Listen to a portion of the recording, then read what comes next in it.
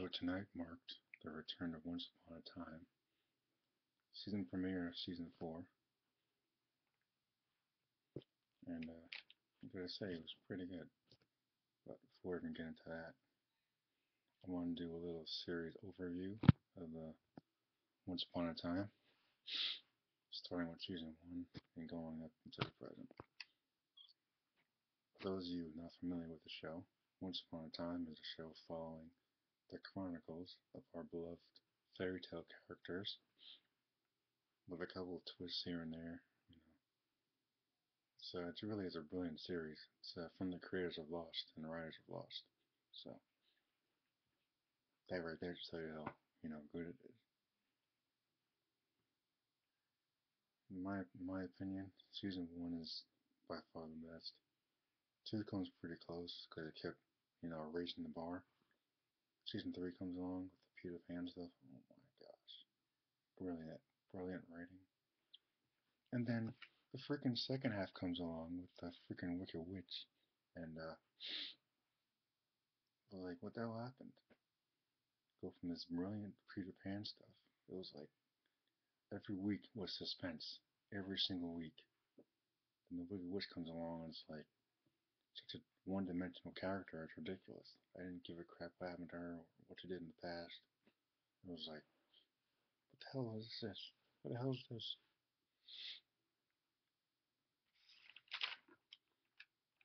I'm thinking that there was so much build up to Peter Pan throughout season 2. I was like, I couldn't wait to see what this kid was gonna look like in Neverland and all that. It did not disappoint. I'll tell you that. Heck, season 2 I thought Korra was a great villain. Killed off too soon, in my opinion.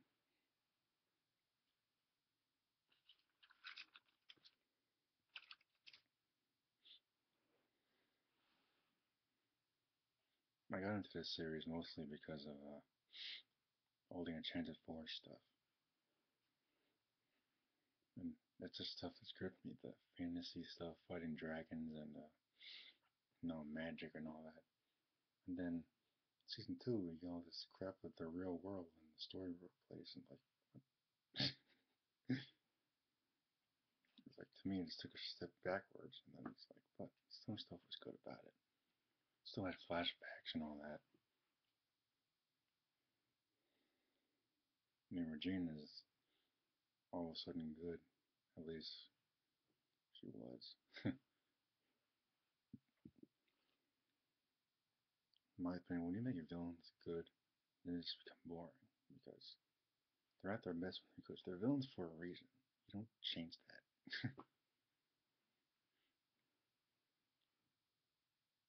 Belle is by far the best Disney princess ever, so you know they have to do her justice. She's beautifully written in the series. I don't really have anything bad to say about her at all. Like, say she looks like her too, so another bonus for that. Emma's a dumbass, like always. She has to be the dumbest hero I've ever seen on television. Like, she has this power, but she does not use it at all. It's all about this stupid kid, or dumb kid, Henry, who just has as much brains as she does, which is like none. So,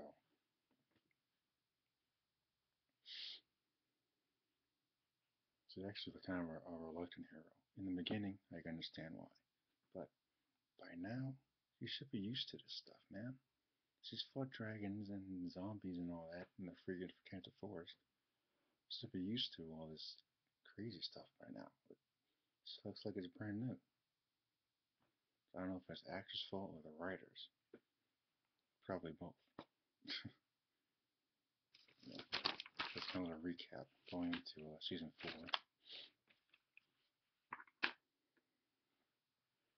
This season, we're introduced to Elsa and Anna from that ridiculous movie, Frozen. It was basically, oh man, this movie was basically popular for like, what, 3 months? Not even a year, and it's already on freaking television. Ugh.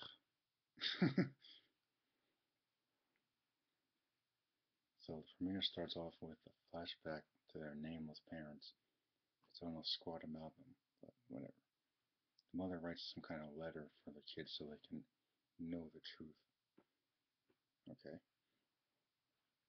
Elsa arrives in the modern world and accidentally freezes a van that Grumpy and Sleepy just happen to be driving. What a coincidence. and in a flashback, she gives Anna a wedding dress, their mother's dress that she wore, I guess. Whatever. And she finds some kind of diary sharing information about their last voyage. And turns out they went to some place called Misthaven, which later on turned out to be the Enchanted Forest, another name for it. Like, okay. I was hoping to be something else, but anticlimactic. It's almost as ridiculous as making Regina and that witch chick sisters. Can you get any more anticlimactic than that?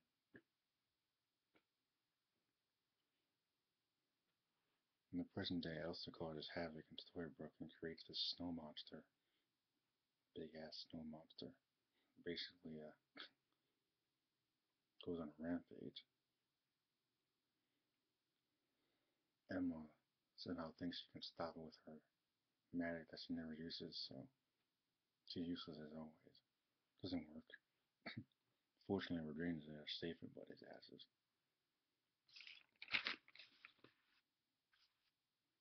And let me explain all this stuff about Regina. Like the idiot that she is, Emma brought this lady back from the past and ruined Regina's happiness. And this prompts Regina to take action and rewrite history to her liking. She realizes she has to find the author of the book of fairy tales that Henry bought to Storybrooke, so she can have the happy ending she yearns for. Okay, that's interesting. That's interesting, because I never saw that coming. That I can get behind. Elsa's stuff is kind of interesting. Emma's an idiot. That's nothing new, though. Rumpel and Belle go on the honeymoon, and they dance to my favorite Disney song, Beauty and the Beast. That scene won me over right there. I have a little bit of a issue with this show after season 3, but that scene won me over right there. In the flashbacks, Anna sets out for Misthaven or whatever, and according to the preview for next Sunday, it seems as if Elsa's going to find her soon. She's already talking about holding everybody hostage and stuff, and she actually has the power to do it, so I believe her. She could be a really good villainess if they actually go down that road. It's the one thing I was hoping would happen in the movie. Anything at all happen in that movie. Boring ass movie. She could be a really good villainess, man, because other than Regina, no one else can really stand up to her. Except maybe Mr. Gold, but he doesn't really do that stuff anymore, so. Emma Sherlock can do nothing. Like, the whole town relies on this stupid ass girl to save him, and she doesn't use her freaking powers. It's ridiculous.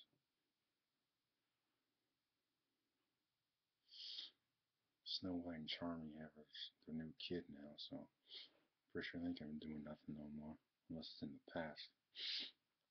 Captain Hook is a wuss. The dwarves don't do anything. Pinocchio's a freaking kid now. And, I don't know, I feel like we need some new main characters or something, because, like, I don't know how much longer the show can hope to stay strong with all these characters, because Summer Rain isn't interesting as it used to be. I mean, I was at most in love with this show when it first started with the Enchanted Forest stuff. You know, Snow White and Charming being for the first time and falling in love and all that. That was interesting. All that stuff in the past in the Enchanted Forest was great. Great. Now, season 3 just started with downhill for me, man. After the Peter Pan stuff. It just went downhill. It's like,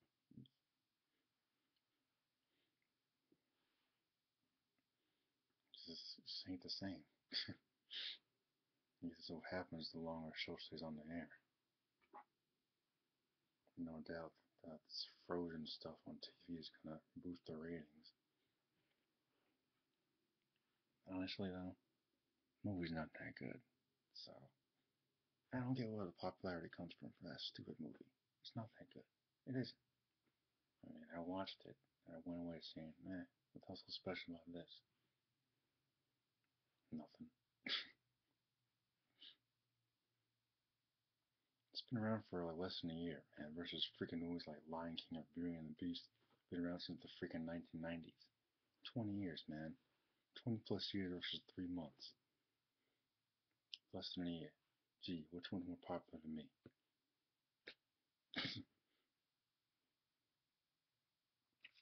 Overall, for a premiere, I give it a 4 out of 5. It's pretty good coming from me, considering how last season left me. Like, yeah, this could be a chance for redemption for this show. I hope they take it.